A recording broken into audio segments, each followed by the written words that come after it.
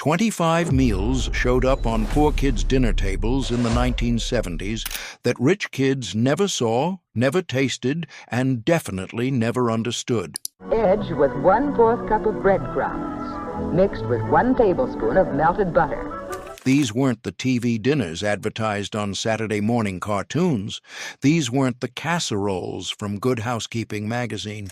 These were survival meals, made from government cheese, day-old bread, and whatever cost less than $1 at the grocery store. If you ate these meals growing up, your family was stretching paychecks and making $5 feed 6 people. Rich kids ate steak and mashed potatoes. You ate something completely different. These meals vanished when the economy improved, but they defined what dinner looked like for millions of working-class families. Government cheese sandwiches were the ultimate marker of being poor in the 1970s. If your family qualified for government assistance, you received blocks of processed cheese, bright orange, wrapped in plain packaging with just the word cheese stamped on it. This wasn't Kraft Singles. This wasn't Velveeta. This was government commodity cheese distributed free through welfare programs. Poor kids knew exactly what that orange block meant. Rich kids had never seen it. In the 1970s, the USDA distributed surplus agricultural products to low-income families. The cheese came in 5-pound blocks. It was dense, waxy, and impossibly salty. Your family would pick it up at the welfare office along with powdered milk, canned meat, flour, and rice. That cheese became sandwiches, grilled cheese, macaroni and cheese on everything. The flavor of government cheese was distinctive, sharper and saltier than regular cheese, with an almost chemical tang.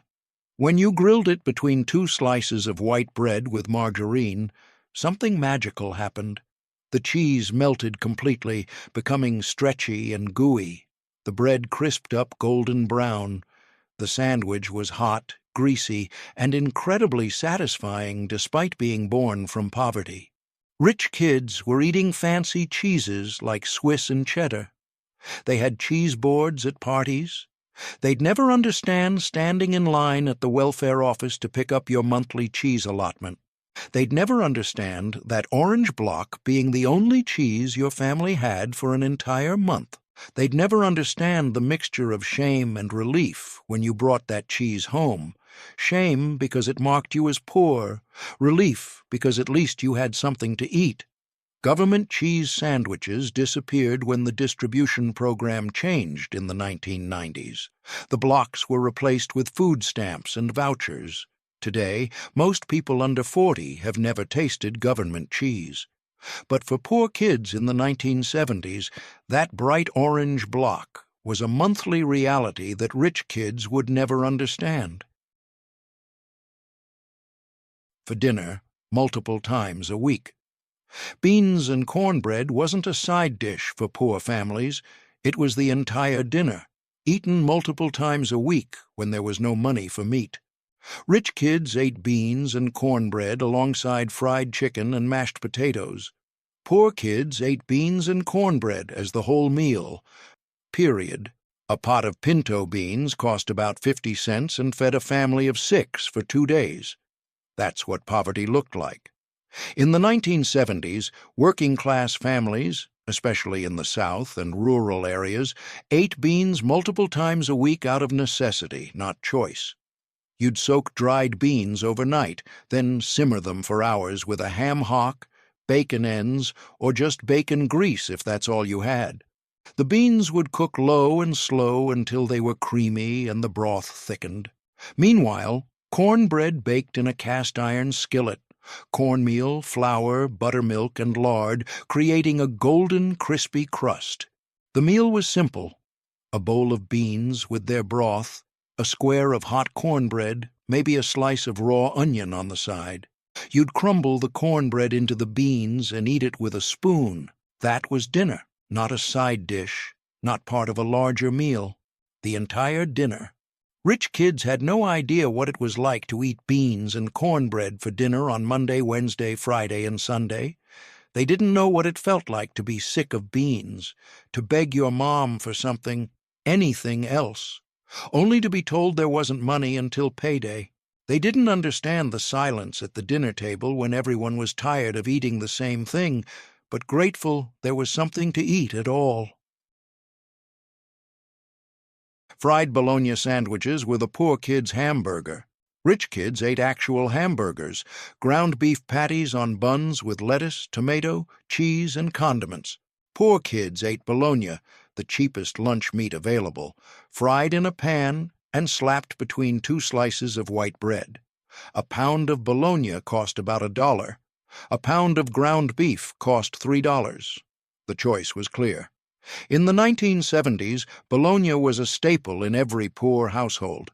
It came in big rolls from the deli counter or in pre-sliced packages. The meat was pink, salty, and full of fillers and mystery ingredients, but it was protein and it was cheap.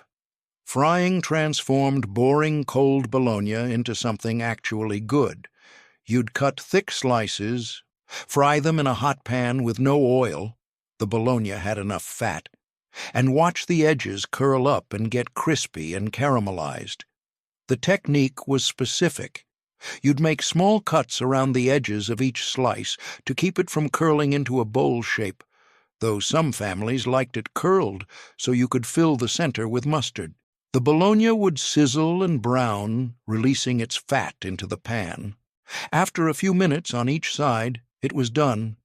The fried bologna went on white bread, store brand, the cheapest available, with yellow mustard and maybe a slice of American cheese if payday was recent. Rich kids were eating real burgers with sesame seed buns, fancy condiments, and fresh vegetables. They'd never understand why you were excited about fried bologna. They'd never understand that this was your version of a burger, and it actually tasted good when you didn't know any better.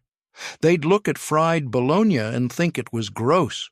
You looked at fried bologna and thought it was dinner. The flavor was salty, smoky, crispy on the edges, and genuinely satisfying. Potato soup for poor families wasn't the creamy, bacon-loaded soup rich kids ate. It was potatoes, onions, milk, and water. No bacon, no cheese, no sour cream, no fancy toppings, just potatoes and whatever you had in the pantry to make them edible. A 5-pound bag of potatoes cost 50 cents and made soup for 2 days. In the 1970s, potatoes were the ultimate poverty food. They were filling, cheap, and lasted weeks in the pantry. When money ran out before payday, potato soup kept everyone fed.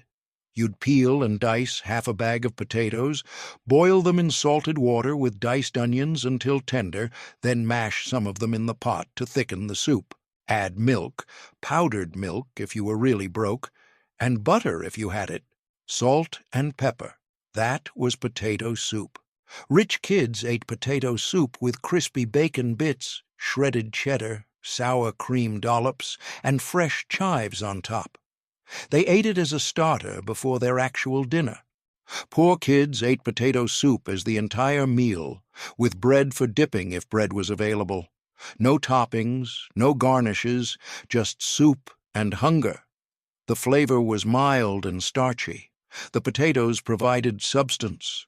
The onions added a little sweetness. The milk made it creamy. It was filling enough to make your stomach feel full, even if it wasn't particularly nutritious or exciting. You'd eat a bowl, feel full for an hour, then be hungry again because it was mostly water and starch. Rich kids would never understand eating plain potato soup for dinner 3 nights in a row. They'd never understand ladling it into bowls and pretending it was a feast, when really it was just potatoes and water stretched as far as they could go. Sugar sandwiches were what you ate when the cupboards were literally empty.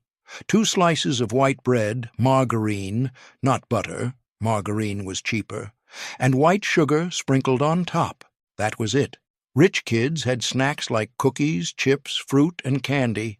Poor kids had sugar sandwiches when there was absolutely nothing else.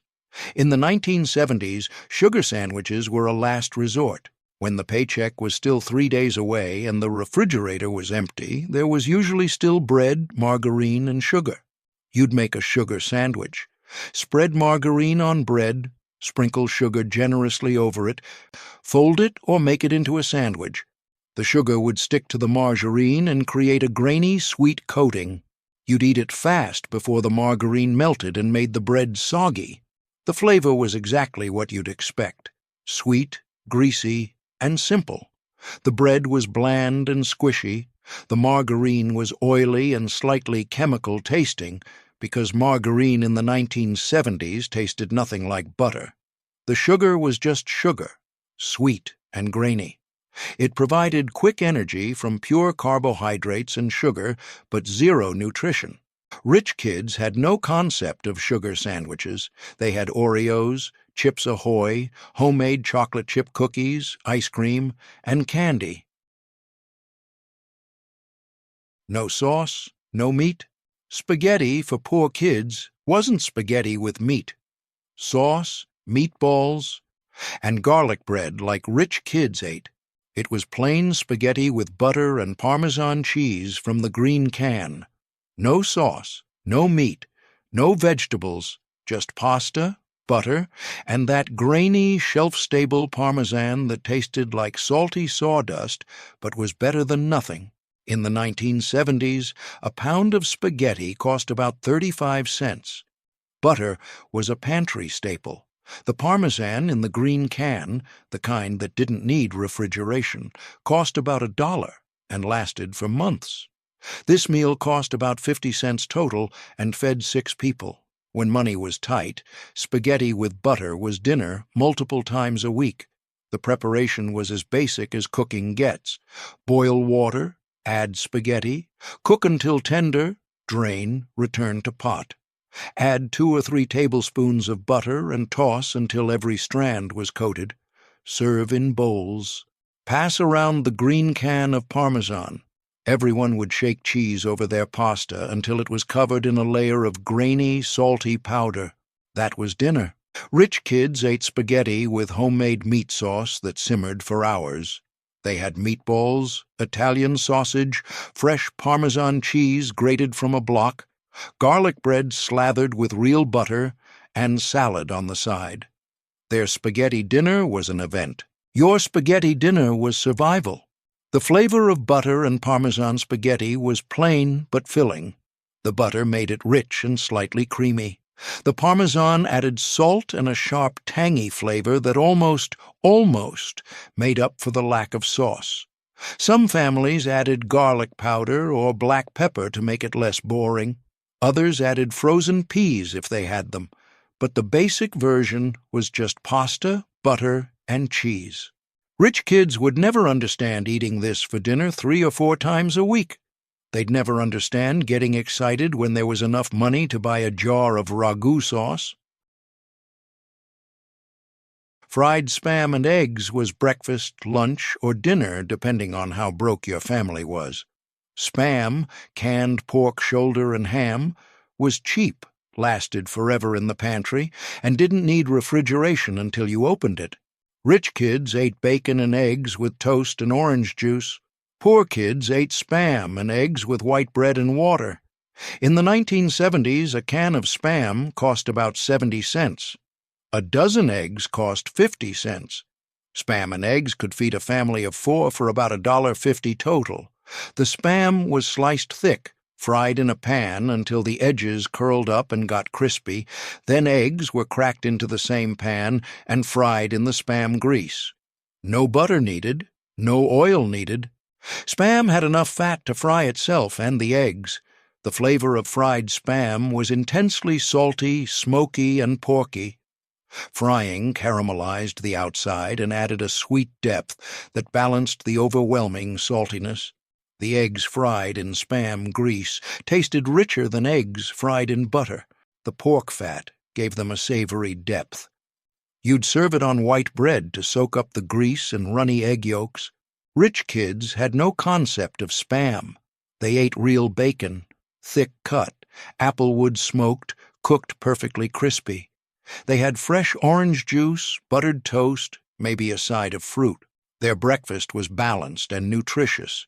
Your breakfast was Spam and eggs, and you were lucky to have it. The shame of Spam was real. You didn't tell kids at school what you ate for breakfast. You definitely didn't invite friends over for breakfast when Spam was on the menu. Spam was marked as poor people food, canned mystery meat that rich people wouldn't touch. But when you were hungry and your family was broke, Spam was protein. Spam was food. Spam was what kept you going. Fried Spam and eggs is rare now outside Hawaii and a few southern states where Spam is considered comfort food. But in the 1970s, Spam was a regular meal for poor families that needed cheap protein. Rich kids never understood eating canned meat for breakfast. They never had to. 7 meals down, 18 to go. And you're already seeing the gap between poor kids and rich kids in the 1970s. Rich kids ate balanced meals with meat, vegetables, and variety. Poor kids ate whatever stretched the furthest and cost the least. The next set of meals gets even more bare bones. These are the meals you ate when money completely ran out before payday. Tuna casserole for poor families was different from the tuna casserole rich families ate. Rich families made it with fresh ingredients, homemade cream sauce, and fancy toppings. Poor families made it with canned tuna, cream of mushroom soup straight from the can, frozen peas, and crushed potato chips on top. No fresh ingredients, no homemade anything, just cans and packages. In the 1970s, tuna casserole was survival cooking. 1 can of tuna cost about 40 cents. 1 can of cream of mushroom soup cost 30 cents. A box of egg noodles cost 30 cents. A bag of frozen peas cost 50 cents. Potato chips you already had. The entire casserole cost less than $2 and fed 6 people for 2 meals. The preparation was opening cans and boiling noodles. Cook the noodles, drain them, mix with canned tuna, cream of mushroom soup, frozen peas, and a little milk to thin it out. Pour into a casserole dish, top with crushed potato chips. Bake for 30 minutes. Done. Rich kids ate tuna casserole made with fresh tuna steaks, homemade bechamel sauce, fresh vegetables, and breadcrumb toppings. It was a gourmet dish. Poor kids ate canned tuna mixed with canned soup and topped with chips. Same name, completely different meal. The flavor was salty, creamy, and filling. The tuna was mild and flaky. The cream of mushroom soup was thick and salty. The peas added sweetness. The potato chips on top got crispy in the oven and added crunch. It wasn't fancy, but it filled stomachs and used ingredients that didn't spoil. Rich kids would never understand making casserole from cans because that's all you could afford. They'd never understand the relief when you could buy canned tuna instead of Spam. They'd never understand that this wasn't retro cooking or nostalgia. It was poverty, and it was what kept you fed. Pancakes for dinner wasn't breakfast for dinner like it is today, a fun, quirky meal choice. For poor families, pancakes were dinner because pancake mix was cheaper than dinner ingredients. A box of pancake mix cost 50 cents and made enough pancakes to feed 6 people. You couldn't buy chicken, vegetables, and starch for anywhere near that price. In the 1970s, pancakes for dinner happened regularly in poor households. Your mom would mix up pancake batter. Just add water to the mix. No eggs or milk needed because those cost extra, and fry pancakes on the griddle. You'd eat them with margarine and syrup. That was dinner. Not a side dish, not a fun treat, the entire meal. Rich kids ate pancakes for breakfast on Saturday mornings, fluffy buttermilk pancakes made from scratch, real butter, real maple syrup, with a side of bacon or sausage, and fresh orange juice. Pancakes were a special treat for poor kids. Pancakes were Tuesday night dinner when there wasn't money for real food. The flavor was sweet and filling, but not satisfying in a real way. The pancakes from the box were flat and slightly chemical tasting. Hamburger gravy. Over bread was a Depression-era meal that survived in poor households through the 1970s because it stretched expensive meat as far as possible. Rich kids ate hamburgers, ground beef formed into patties, grilled, and served on buns with all the fixings. Poor kids ate hamburger gravy, ground beef stretched with flour and milk and poured over bread. In the 1970s, ground beef was one of the few meats poor families could afford, but even ground beef was expensive. A pound cost about $1.50. Hamburger gravy made 1 pound feed 6 people. You'd brown the meat with diced onions, sprinkle flour over it to absorb the fat, then slowly add milk while stirring until it thickened into gravy. PB&J wasn't just for lunch in poor households. It was sometimes dinner when there was nothing else. Rich kids ate PB&J as a lunch option among many others. Poor kids ate PB&J for dinner when the refrigerator was empty and payday was still days away. In the 1970s, peanut butter was cheap protein. A jar cost about $1 and lasted for weeks. Jelly cost 50 cents. White bread cost 30 cents. You could make PB&J sandwiches for days for less than $2 total. When money ran out completely, PB&J kept kids from going to bed hungry. The preparation required no cooking, no dishes, no cleanup. Spread peanut butter on one slice of bread, jelly on another, press them together. Eat. That was dinner. Maybe you had milk to drink if there was powdered milk in the pantry. Maybe you had water. Either way, PB&J was your meal. Rich kids ate PB&J for lunch, then came home to real dinner. Meat, vegetables, starch, maybe dessert. They had options. They had variety. PB&J was one choice among many. Poor kids ate PB&J because there were no other choices. The difference between choosing simple food and having no choice is everything. Macaroni and tomatoes was 2 ingredients turned into dinner. Rich kids had no concept of this meal. They ate macaroni and cheese, real cheese sauce, or at least the Kraft Box version. Poor kids ate macaroni and tomatoes because canned tomatoes were cheaper than cheese. In the 1970s, a box of elbow macaroni cost about 30 cents. A can of diced tomatoes cost 25 cents. For 55 cents, you could feed 6 people. Boil the macaroni, drain it, stir in the canned tomatoes, add salt, pepper, and a teaspoon of sugar to cut the acidity. Hot dogs and beans combined 2 cheap protein sources into one meal. Rich kids ate steak, pork chops, roast chicken. Poor kids ate hot dogs and canned beans. A package of hot dogs cost about $1. A can of baked beans cost 40 cents. For less than $2, you could feed 6 people. In the 1970s, hot dogs were one of the cheapest meats available. They were made from mystery scraps and fillers, but they were protein, and poor families couldn't afford to be picky. You'd slice hot dogs into coins, mix them with 2 or 3 cans of baked beans, add brown sugar and mustard, then either heat it on the stove or bake it in the oven.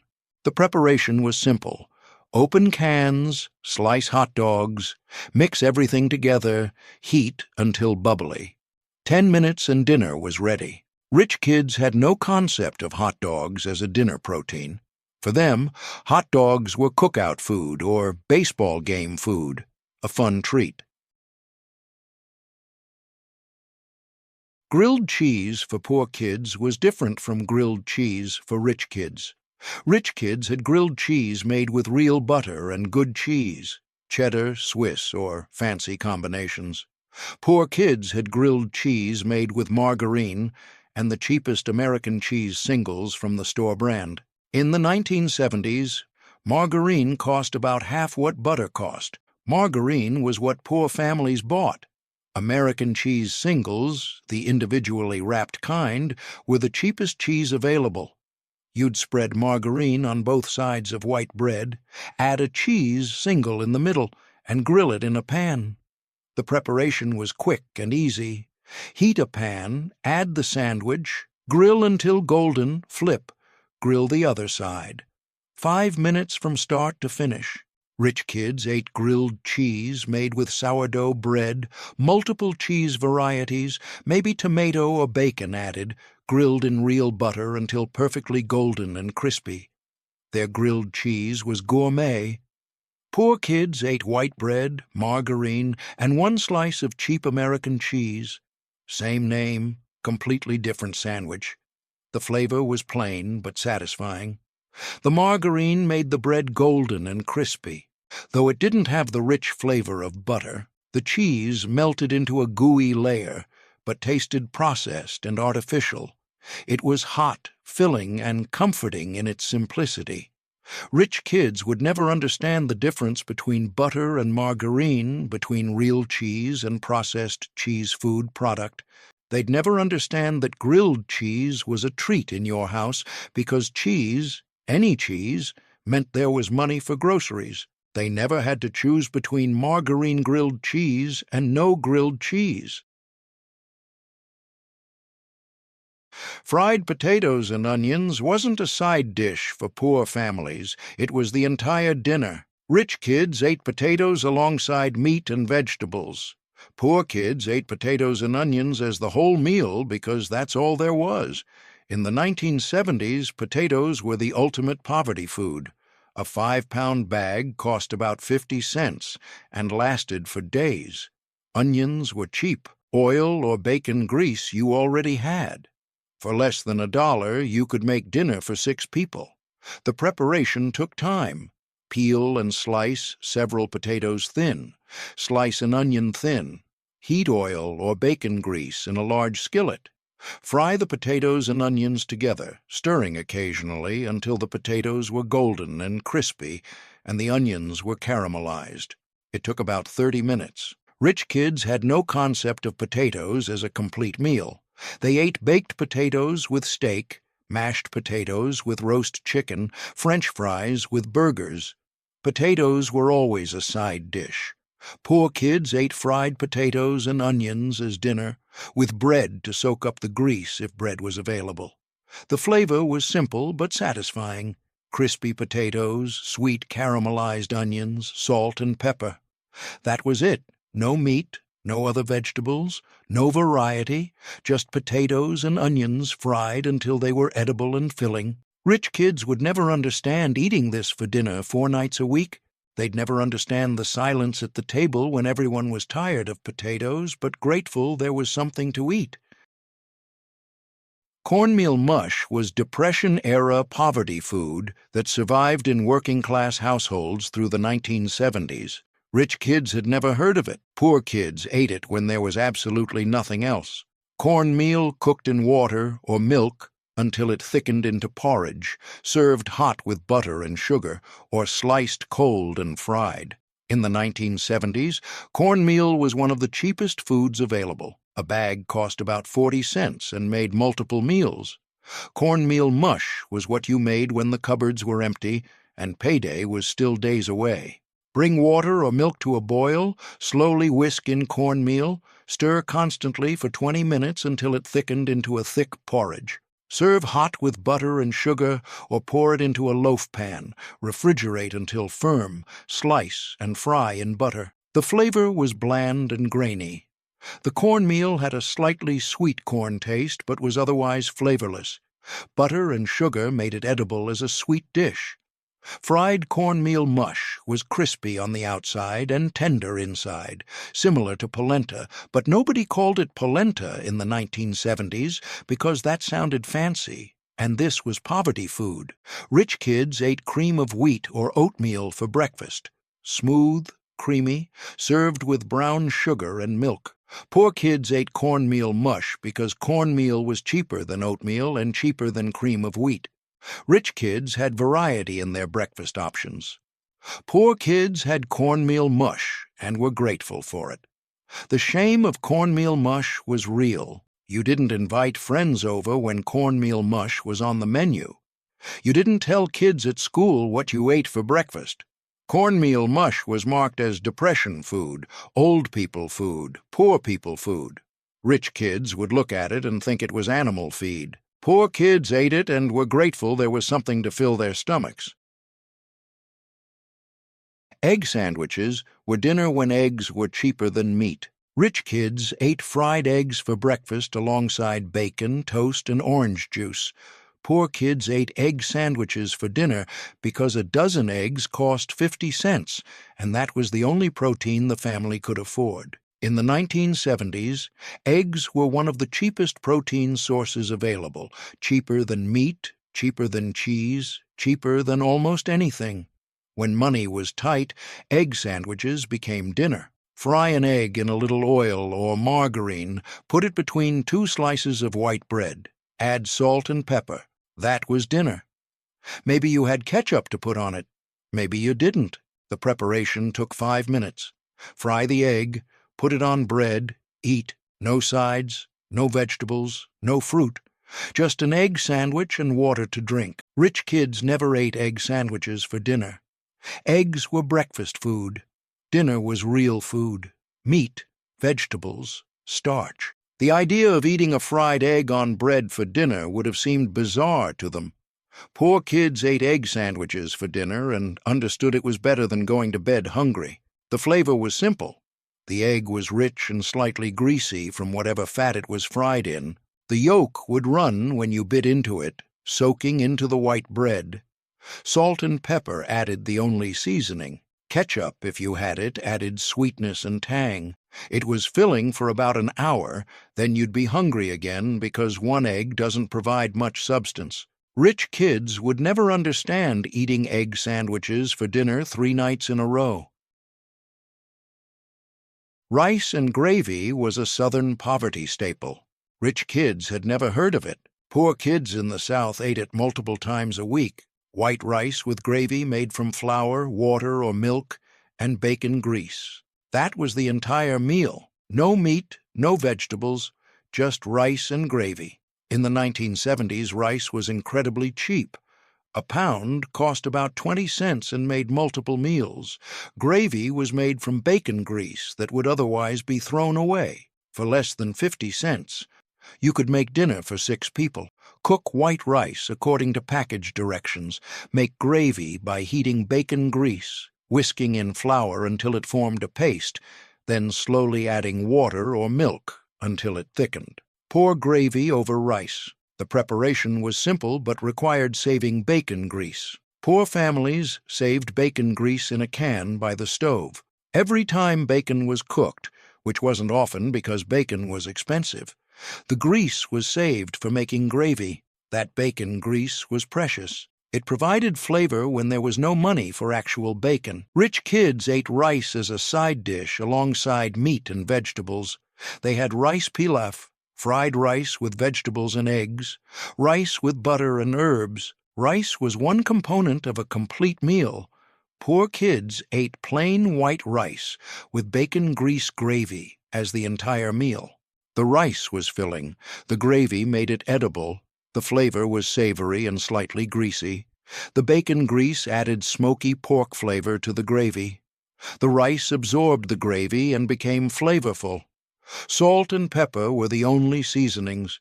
It was filling, but not nutritious. It was calories and nothing more. Rich kids would never understand eating rice and gravy for dinner. They'd never understand the silence at the table when everyone was eating plain rice with grease and wishing there was meat. They'd never understand your mother's voice when she said the gravy made the rice special, when everyone knew special meant poor. Rice and gravy is still eaten in some Southern households, but it's rare.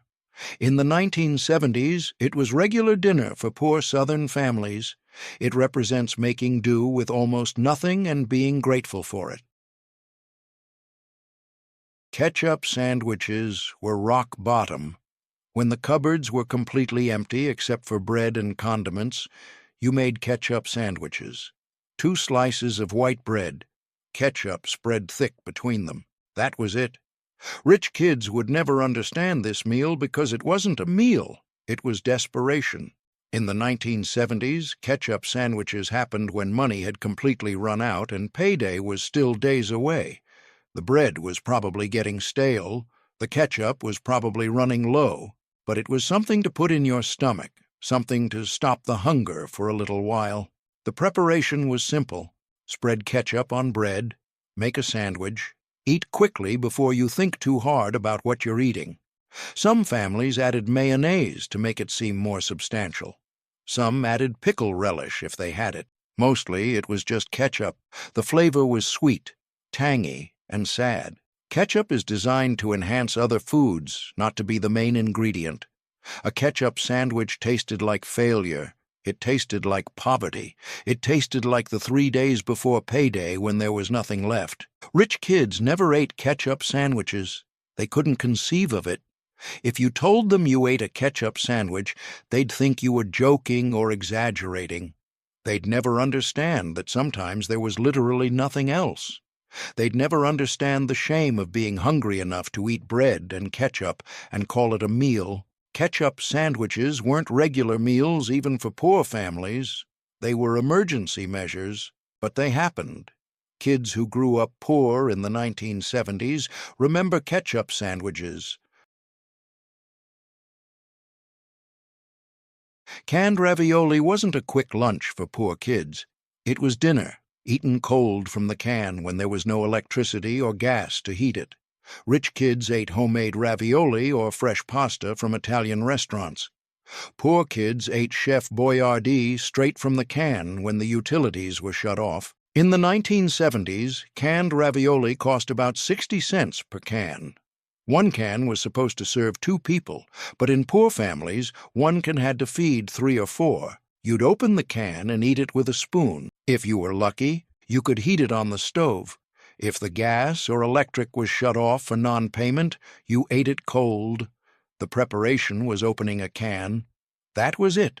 No cooking, no heating, no plates if you didn't want to wash them. Just open and eat. Rich kids would never understand eating canned ravioli cold. They'd never understand that heating food is a privilege that requires utilities you can't afford. They'd never understand splitting one can between 3 people and pretending you were full when you weren't. The flavor of cold canned ravioli was gelatinous and vaguely tomato-flavored. The pasta squares were squishy and flavorless. The meat filling was questionable at best. The sauce was thick, sweet, and congealed. It was barely food, but it was calories, and calories meant you weren't starving. Rich kids never ate canned ravioli as a regular meal, and they certainly never ate it cold. Poor kids ate it, and were grateful when there was a can of Chef Boyardee in the cupboard, because at least that was something. Canned ravioli is still sold today, but it's marketed as a kid's lunch or quick snack. In the 1970s, it was dinner for poor families, sometimes eaten cold when there was no way to heat it. 20 meals down, 5 to go, and you're seeing exactly what it meant to grow up poor in the 1970s. These weren't Instagram-worthy meals. These weren't fun, nostalgic recipes. These were survival. Rich kids ate varied, nutritious meals every single day. Poor kids ate whatever cost the least and stretched the furthest. The final 5 meals are the ones that defined poverty in the 1970s, the meals that marked you as poor and that you never forgot. Powdered milk wasn't just for drinking. Poor families used it in everything because it was cheaper than real milk. Rich kids drank cold, fresh milk from the refrigerator. Poor kids drank powdered milk mixed with water that never tasted quite right. In the 1970s, a gallon of fresh milk cost about $1.50. A box of powdered milk that made 4 gallons cost about $2. The math was clear. Poor families bought powdered milk. You'd mix it with water according to the package directions, usually several scoops of powder to a pitcher of water, shake it up, refrigerate it if you could, and drink it. The flavor of powdered milk was thin, slightly chalky, and vaguely milk-flavored. It was milk in concept only. The texture was watery. The taste was off, slightly chemical, slightly wrong. You could tell immediately if something was made with powdered milk instead of real milk. Rich kids would never understand drinking powdered milk. They'd never understand that milk from a carton was a luxury. They'd never understand adding powdered milk to cereal and pretending it tasted fine when it tasted like disappointment. The shame of powdered milk was real. You didn't invite friends over if you only had powdered milk in the house. You didn't tell kids at school what kind of milk you drank. Powdered milk marked you as poor, and in the 1970s that mattered. Bread and milk was what you ate when there was nothing else. Tear up pieces of white bread, put them in a bowl, pour milk over them, add sugar. That was dinner. Rich kids had never heard of bread and milk as a meal. Poor kids ate it when the cupboards were empty. In the 1970s, bread and milk happened at the end of the month when money had run out. The bread was getting stale, the milk was powdered, but it was something. You'd tear the bread into chunks, put it in a bowl, pour milk over it until it was soggy, sprinkle sugar on top, and eat it with a spoon like cereal. The preparation took 2 minutes. Tear bread, add milk, add sugar, eat. No cooking, no complexity, just desperation turned into calories. Rich kids ate real cereal, Frosted Flakes, Lucky Charms, Cap'n Crunch, with fresh milk and maybe fruit on top. They had variety, they had options. Poor kids ate bread soaked in milk and called it dinner. The flavor was bland and soggy. The bread dissolved in the milk and became mushy. The sugar added sweetness, but couldn't hide what this meal really was. Not enough. It filled your stomach but left you hungry an hour later. Rich kids would never understand eating bread and milk for dinner. They'd never understand the silence at the table when that's what was served. They'd never understand your mother's voice breaking slightly when she said it was bread pudding to make it sound better than it was. Bread and milk as a meal disappeared as living standards improved. Today, it's not even considered food. Vienna sausages were tiny, slimy hot dogs in a can that tasted like salt and regret. Rich kids ate real hot dogs grilled at cookouts. Poor kids ate Vienna sausages cold from the can because they cost 40 cents and didn't require cooking. In the 1970s, a can of Vienna sausages cost about 40 cents and contained about 6 tiny sausages. They were made from mystery meat, packed in salty, gelatinous liquid, and tasted vaguely like hot dogs if hot dogs were terrible. You'd open the can, drain the liquid, and eat them cold with crackers if you had crackers. If you didn't have crackers, you ate them plain. The preparation was opening a can. That was it. No heating necessary. No seasoning needed. They were already so salty you could barely taste anything else. Rich kids had never heard of Vienna sausages. They ate real hot dogs, real sausages, real meat. Poor kids ate Vienna sausages and knew they were bottom-tier food. The texture was slimy and soft. The flavor was salty and slightly chemical. They were protein, technically, and that's what mattered. Rich kids would never understand eating Vienna sausages for dinner. They'd never understand the shame of pulling that little can out of the cupboard and knowing that's all there was. They'd never understand eating them cold because there was no way to heat them. Vienna sausages are still sold today, mostly for camping or emergency food. But in the 1970s, they were regular dinner for poor families when there was no money for real meat. Saltine crackers and butter was a snack that became a meal when there was nothing else. Rich kids ate saltines with soup or cheese. Poor kids ate saltines with butter as dinner when the cupboards were empty, and payday was days away. In the 1970s, a box of saltine crackers cost about 50 cents. Butter or margarine you already had. When there was no food left, you'd spread butter or margarine on saltines and eat them slowly, trying to make them last, trying to fill the emptiness in your stomach. The preparation was opening a box and spreading butter on crackers. No cooking, no complexity, just desperation and carbs. Rich kids ate crackers as a snack between meals. They had crackers with cheese, crackers with peanut butter, crackers alongside soup for lunch. Crackers were a supplement. Poor kids ate crackers with butter as dinner because there was nothing else. The flavor was salty from the crackers and rich from the butter, but it was fundamentally unsatisfying. Crackers and butter provided calories but no real nutrition. You'd eat a dozen crackers and still be hungry. You'd drink water to fill your stomach and try not to think about real food. Rich kids would never understand eating saltines for dinner. They'd never understand rationing crackers to make the box last until payday. They'd never understand the sound of your stomach growling after eating crackers and butter and calling it a meal. Water soup was the bottom, the absolute bottom. When there was nothing left, no food, no money, days until payday, you made water soup. Boil water, add salt, add whatever you could find, a potato if you had one, an onion if you had one, maybe a bouillon cube if you had one. That was soup. It wasn't real soup. It was hot water pretending to be soup. In the 1970s, water soup happened in the poorest households at the worst times. It was what you made when the cupboards were completely empty and there was no help coming. You'd boil water, add salt for flavor, and scrape together whatever you could find. A single potato cut into tiny pieces to make it seem like more, half an onion, dried herbs if you had them. The goal was to make hot liquid that filled your stomach and stopped the hunger pangs for a little while. The preparation was boiling water and adding whatever you had. Sometimes that was almost nothing.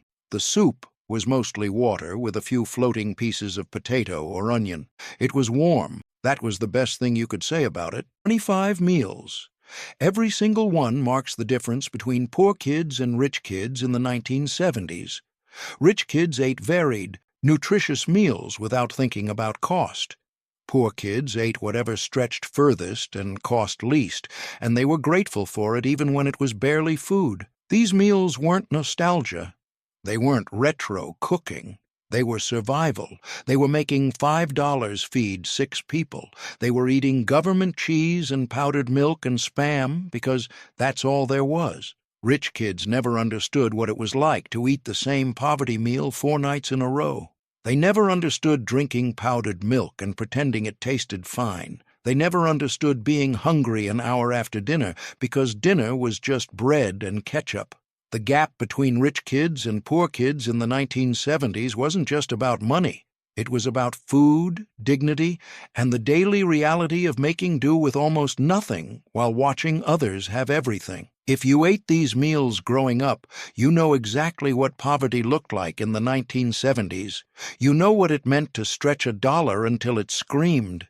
You know what it felt like to be grateful for government cheese while being ashamed of it at the same time. Rich kids never understood these meals because they never had to. Let me know in the comments which of these meals you ate growing up. And if you want to see more about what life was really like for working-class families in the 1970s, I'll see you in the next video.